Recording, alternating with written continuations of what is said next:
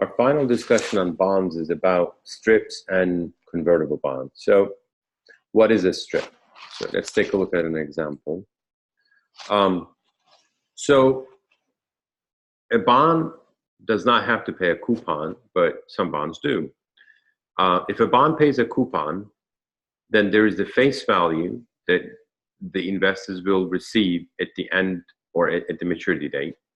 And then if there are coupons, periodic coupons, then we're also going to receive coupon payments while we're holding the bond. So some people may only want to have the face, and some people may only want to have the coupon. So for instance, let's say that I'm actually interested in receiving a periodic income, and I really don't want to have any sort of face value. So I'm planning myself a retirement, and I don't really care what happens after I'm dead.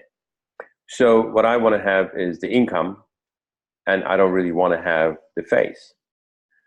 What I could do is I could buy a strip. Okay, so a strip is a bond is split into two.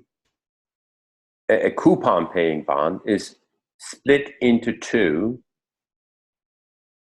One part includes only the coupons, and the other part includes only the face.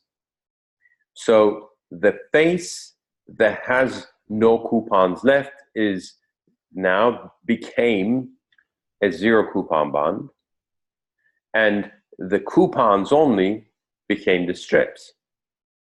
So if I were to buy these coupons, I will only pay the present value of all future coupons.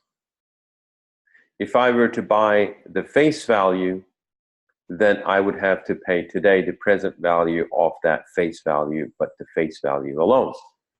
So the bond is stripped into two. So for instance, I want to buy Apple's bond.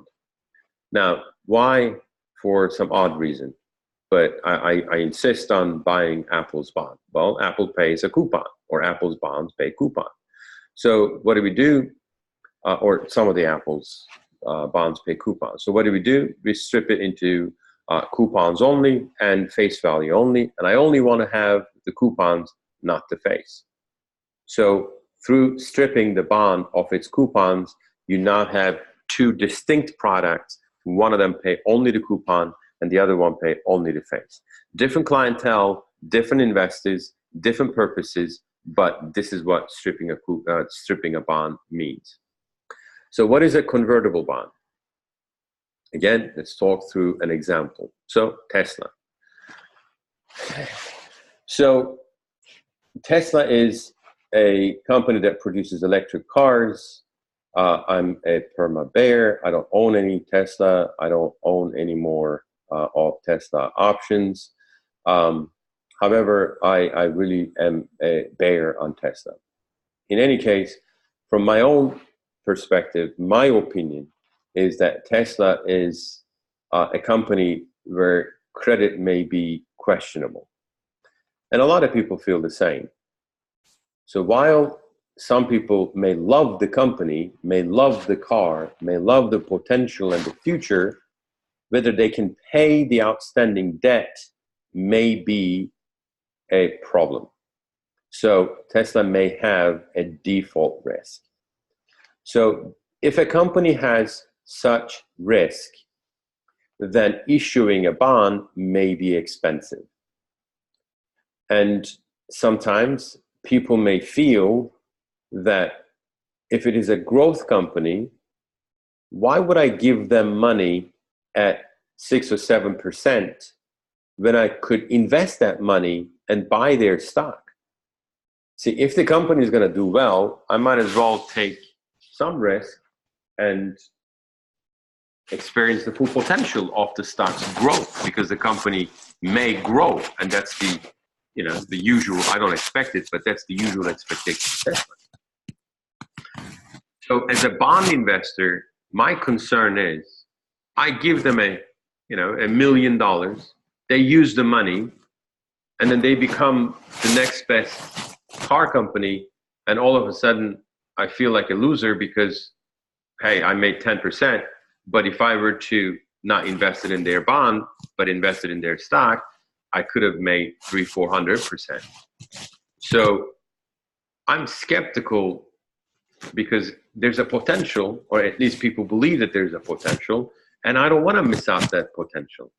However, I'm also concerned that, well, with potential comes risk. But if the company cannot make it, I mean, all of a sudden you have Porsche and BMW and Mercedes, all these luxury automobiles that produce electric cars, and there's really high production. I mean, after all, Ford is producing and GM are producing each 9 million cars, and this company can produce not even 500,000. So, there's a significant risk.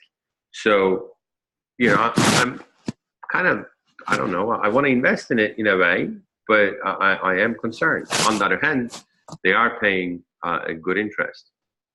So what they do is they issue a convertible bond, which simply says that give us your money, buy our bonds, but we'll give you the choice, the option to convert those bonds into a stock. Make it a convertible bond. So for instance, in this specific example that I pulled out for you, you'll find that right here, it says equivalent to an initial conversion price of approximately $359. I don't remember when this was, right, this was issued in May 15, 2013. So at that point, they said that buy our bonds at $1,000, we'll pay you whatever the interest rate is. And don't forget, there's no interest on the bonds. They're basically saying that we'll sell you these bonds, and therefore you're going to end up having a yield of whatever it is. However, you're not going to miss out an opportunity if Tesla becomes the next best company, and because you can convert your bonds into stocks. So now, as an investor, this is a little bit more appealing to me than investing in a normal bond, because one, I can convert these bonds into stocks if the company picks up. So I'm not going to miss out on the opportunity. And two, I'm still a credit holder. If the company goes under, I am a credit holder, not a stockholder. So I still have a priority in the liquidation and the bankruptcy proceedings over the common shareholders, as long as I don't convert my shares. So a lot of the growth companies and startups will go through the convertible bond route simply because it may be the only way that people are willing to invest in their bonds, buy their bonds, and otherwise, borrowing may be detrimentally expensive, and they may have to pay a whole lot more in yields, meaning that they may have to sell their bonds too cheap. So that concludes our bond discussions, and please let me know if you have any questions. Thank you.